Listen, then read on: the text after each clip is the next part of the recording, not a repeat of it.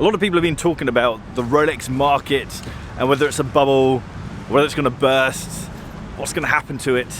And that's caused an old video of mine to be picked up and be viewed again. That's from like 2 years ago. So let's talk about it again.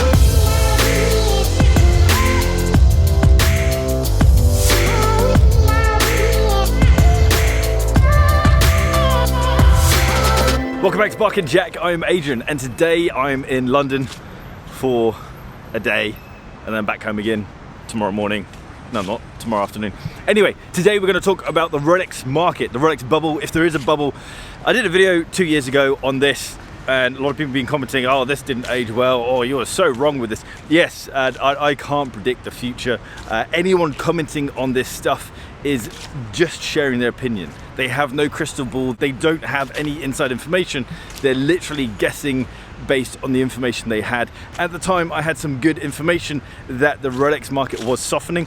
I said bursting, but just to make it a bit more dramatic. But the Rolex market was softening at the time, and COVID has had a crazy impact on the watch market, the pre-owned watch market in particular, because it's just gone crazy. I have a good few watch dealer friends who can't get enough stock because people are buying so many watches. That's a direct impact of COVID, simply because people aren't going on holiday. People have cash to burn and they want to burn it. Or rather, they want to invest it and get assets with their cash. Now, I know loads of people are going to say, oh, you can't invest in watches. Watches aren't investments, they aren't assets.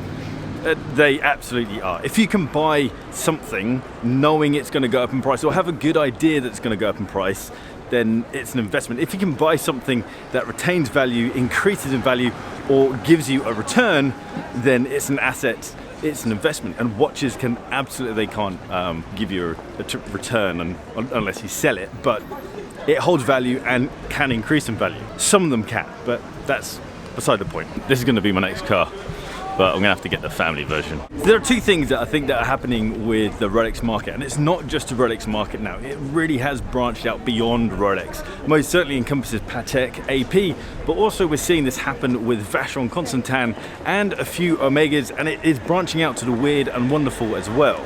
More and more watches are being bought as assets, as these investments, and more people are doing this. Collectors are collecting more than just one. They're not just buying the one hot steel watch from Rolex or whoever, but they're buying a cluster of them, one to wear and a handful to put in the safe. Nice car, man.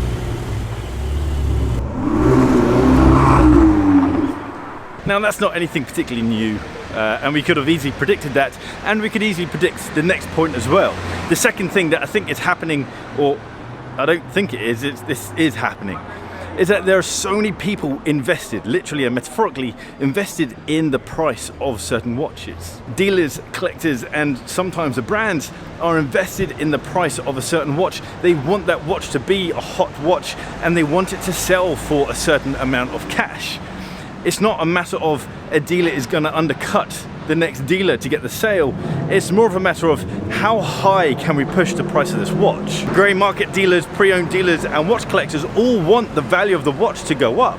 A lot of people who buy watches for investments, that is their reason for buying that watch. Essentially, it's like buying stock. You would never want to buy stock in a company, shares in a company, and for that stock or share value to go down.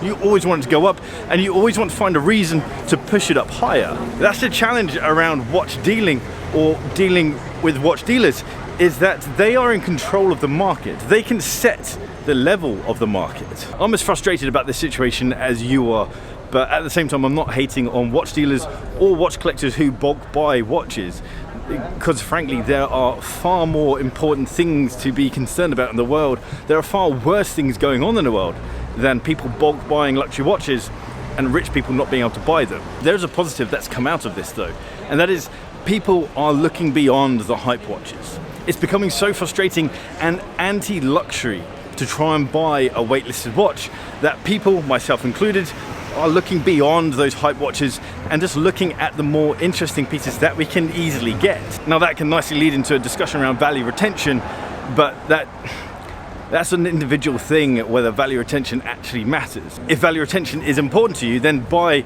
a non-hyped watch from a great dealer. Buy it pre-owned. And if the idea of buying a pre-owned expensive watch destroys the idea of luxury, then so does a waitlisted watch. There's nothing luxurious about trying to buy a waitlisted watch.